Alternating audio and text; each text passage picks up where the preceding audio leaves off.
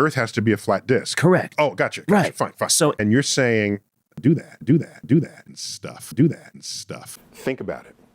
If we are ants on a sheet of paper, living only within that two-dimensional flat world, ants, two-dimensional universe.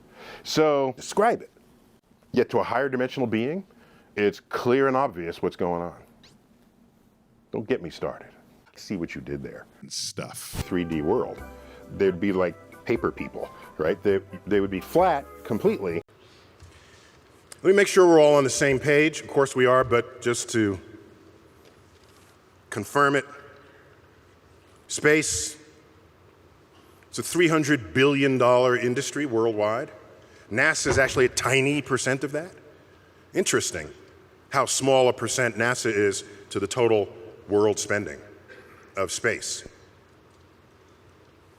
That little bit, however, is what inspires dreams. Probably not even thinking about the fins of the V2 rocket. They're probably not even thinking about it, all right?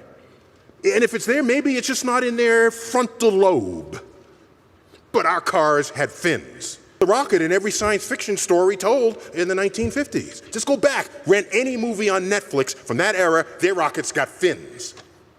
Fins on the Bel Air and on the 57 Chevy, all gone. Oh, so maybe the designer just felt, oh, it's played itself out. Or maybe deep down inside, space was operating on their creativity.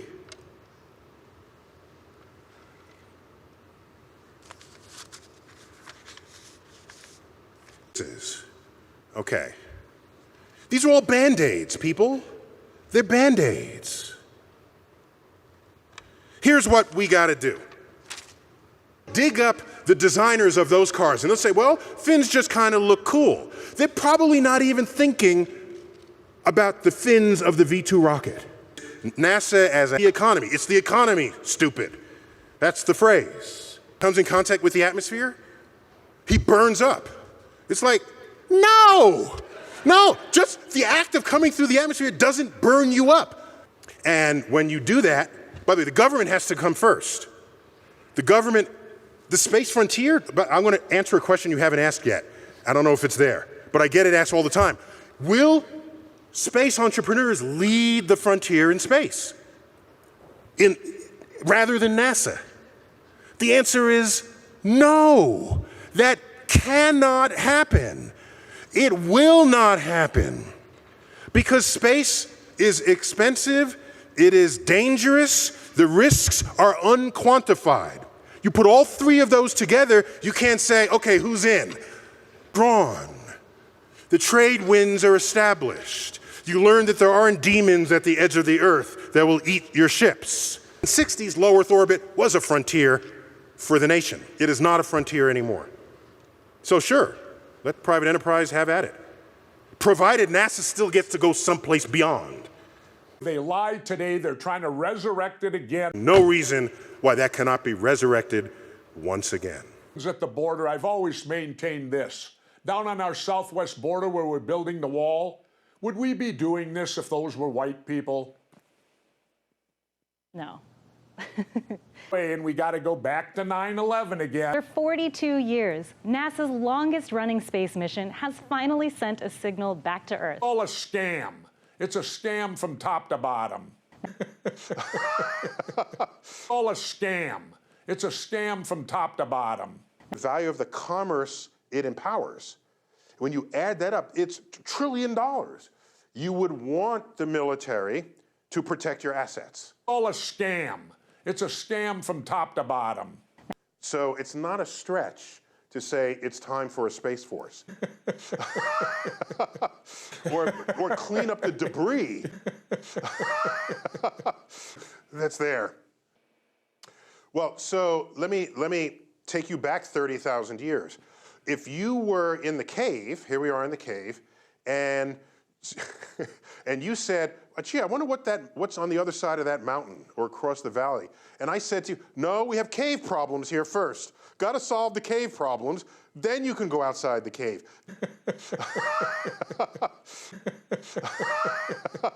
That would sound a little weird looking back on it. Well, there are still people out there who don't believe in science. Why do some people distrust it?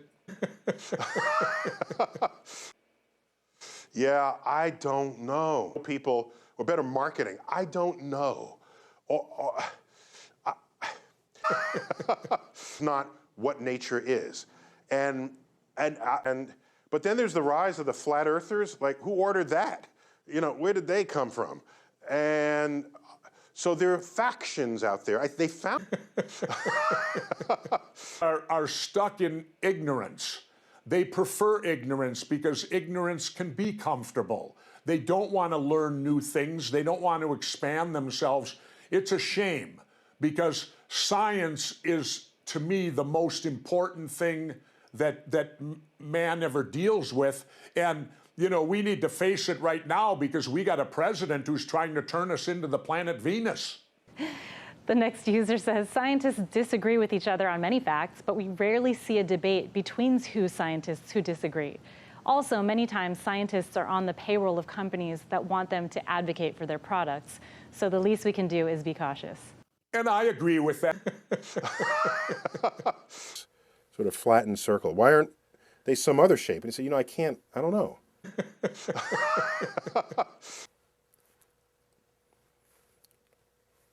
There are enough water molecules to scatter into every other possible cup that someone can consume in the world. Give it time, it'll scatter to the rest of the world.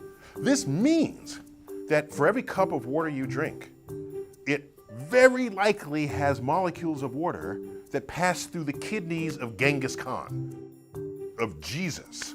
Things like this are mind-boggling simply because it's hard for us to even understand how small these particles are and how prevalent they are around the world. So these are two of the greatest challenges that the... Exactly. Plus, Elon Musk, my gosh, why is everyone getting all on his case?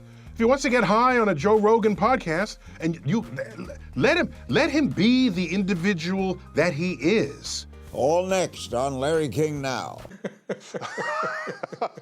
I don't know.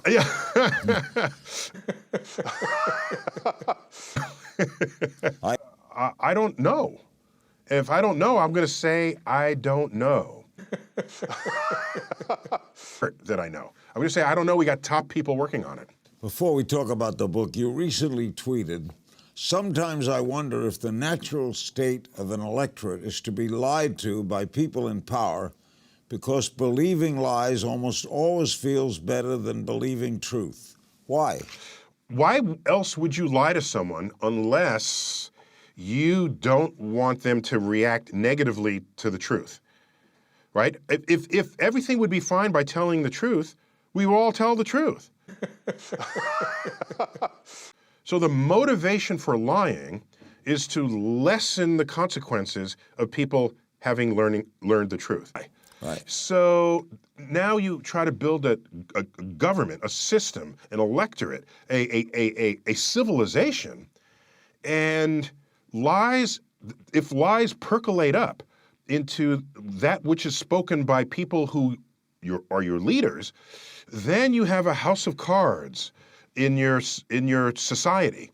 And there are things that are built in society that actually have no foundation because you got there by lying. So yeah, I wonder and I worry, and this is an interesting psychological problem. It's an issue with us as a species. Why is it that we want to be told general statement? I don't implicate elected leaders for anything because they're elected. So as an educator, what concerns me... Neil deGrasse Tyson details his new book on the alliance